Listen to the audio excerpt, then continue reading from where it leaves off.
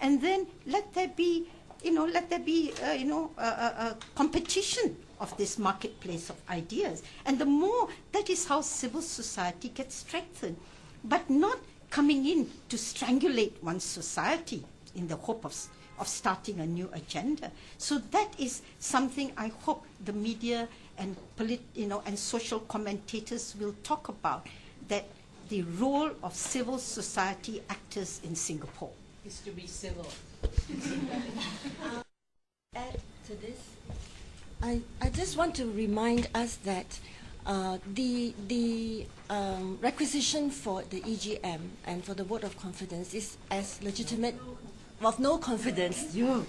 I'm getting influenced. The requisition to move a motion for a vote of no confidence is as constitutionally legitimate as the process that has brought this new team in. And as members of this society, we just feel that we have a duty to use every constitutional means that's available to us to protect our society's values. And that's why we are doing what we're doing. That's why we're doing what we're doing.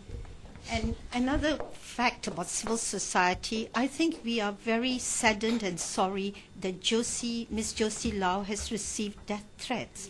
I think that's not how we want civil society to operate. And we are sorry for that, and we don't know, of course, who gave it to her, and we don't think such actions should take place in a civilized society. We're talking about the UOGM. I mean, obviously looking at the agenda, I mean, I think the vote for no confidence is going to take a while. So, how are you guys preparing for that? You got any ideas? We don't want to give away. We want to give away. Yeah. Okay. So. Excuse me, I think you've been putting out your hands. Yes. Earlier on, the two of you said that you do not know Dr. Teo. What about the rest of the panel? Any of you familiar with? I did not say I did not know Dr. Teo. Not familiar. I don't know. I mean, I know of her. I might have met her at one or two social occasions, but I don't know her. Just to add on to something about the earlier discussion about the CSE. That's comprehensive sexuality. Yes, the comprehensive sexuality program. Apparently, some Indonesian schools have asked to share the material because they found it so good. Just an additional fact which we failed to omit just now. This will add to our foreign direct investment.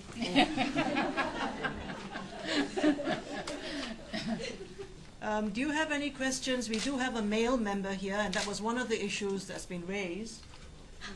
Okay, so do you think that men should be given voting rights? Because that was one of the contentious points that they raised. I think it's reasonable. It's a reasonable request from them. And as an associate member, I would like to have my rights to vote as well.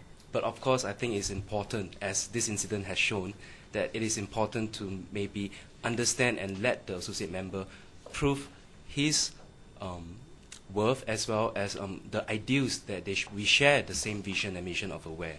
Then I think it's reasonable for the new associate members to vote. That would be my... I would like to add something to that. Personally, I have always thought that women's organizations, the leadership has to be for women, because women have been discriminated. Often, whenever you have any society, the president is a man and the secretary is a woman taking down notes. That is the stereotypical view. So personally, I have felt that women's organization, the leadership should be with that, but that's my personal view. Secondly, at the same time, I realize that we cannot change the world for women until we bring the men aboard. The statement in the press that we are trying to get men into our group is inaccurate, because, as pointed out by Kani, at the 2008 AGM, we had constitutional amendments that were tabled, and one of the motion was, should we give men voting rights? We had a very, very passionate debates. We are all intelligent, sensible people. We agree to disagree. The motion was defeated. However, after the motion was defeated, it appears that some members still felt strongly about it, and therefore that motion was resuscitated at the March 2009 AGM. And of course, because of time constraint, the constitutional amendments could not be discussed at the 2009 AGM because, as you all know, the election took the bulk of the time. So it is not true that we are allowing men in. We are discussing and debating. And as Kani said, the issue is not settled. As the immediate past president, I want to say the instructions we have given the staff is to cooperate, that they are the current ESCO, and to cooperate and do whatever is asked of them. That's the instruction that I had given the staff members. Can I add something?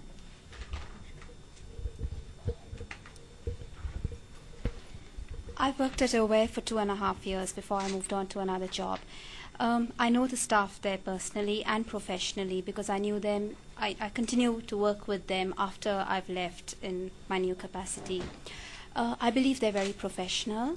They are selected for their qualifications, and I think that they would be, I trust them that they would continue to do the work that they have to do. Do you think that on hindsight, the OGA, taken as a whole, has expressed its displeasure in a dignified manner throughout the entire startup? Perhaps you should answer that, observing us. Whatever we say would be obviously slightly... I mean, outside this press conference. And we're too involved. We need to be able to be objective about ourselves, right? We actually have had very little interaction with the new guard, and this is one of our disappointments because it's been close to a month, and really they speak to the press, but they don't speak to us.